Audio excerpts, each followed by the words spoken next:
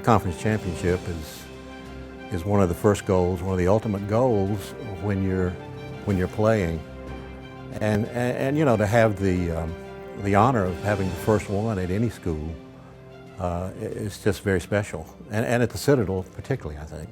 Oh, it was tremendous for us to have a winning record and to go to a bowl.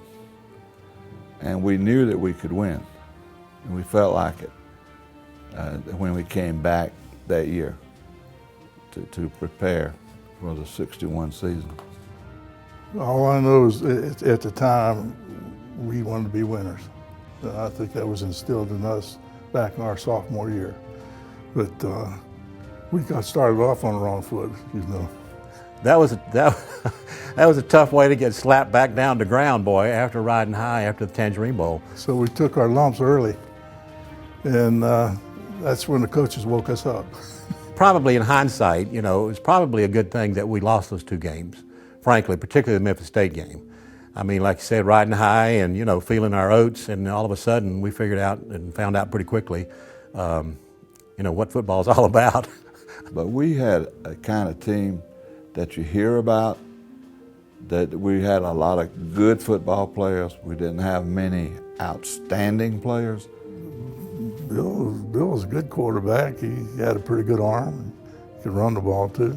He did understudy Nettles, and I got to play with Nettles a little bit and catch a few passes, but you know, I guess with Bill in the huddle, more than anything, it was a sense of confidence, and that he knew what he was going to do and knew how to do it and was going to get it done. And that had to give the rest of us, and particularly receivers who were going to catch his passes when they were close enough to catch, you know, a lot of confidence. You know, when you broke the huddle and you went out there to where you were going to go and run the patterns. Like early Eastman, probably one of the best runners ever played at the Citadel. But just hard-nosed, hard runner, ran low, good center of gravity. We had to forget about early Eastburn, Tommy Edwards. We had some good linemen, Eddie Harrington, Jim Rainey, Dan Coury was a good player. Glamour positions, the backfield and the receivers, we never gave enough credit to those guys in the trenches. They were blue-collar kinds of players that were in the trenches that when the chips were down and you had to open the hole or protect Whaley, those are the guys that did it. We had about 6 excellent receivers. Ed Gould was a good friend of mine at the time, and again was a reliable receiver, had good hands. Petno certainly, you know, at that time I guess he was a year behind me, but you know, destined to be a great receiver. When things were really tough, you know, when the horse was in the ditch, so to speak, right, they'd get it out. If you got the ball close to them, they'd catch it. My memories of Teague were as the tactician, the cool head, the strategizer, if that's a word. He was distant, but yet you knew he cared about you along with the other coaches. And whatever your needs were, they would take care of you.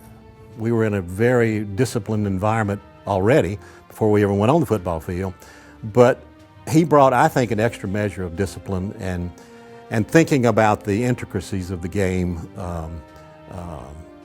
that were supplemented by the motivational abilities of the other coaches.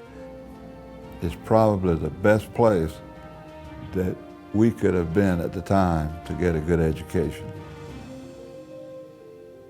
And when you have people leading you like General Clark and Coach Teague, Coach Rattery, you can't help but be blessed for that.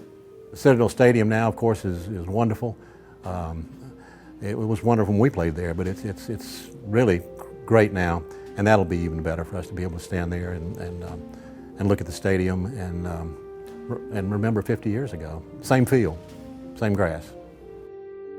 Dan Coury, tackle, member of the 1961 conference championship team. Charlie Brindle, wide receiver, 1961 football team. Hi, I'm Bill Whaley, quarterback, 1961 championship football team at the Citadel.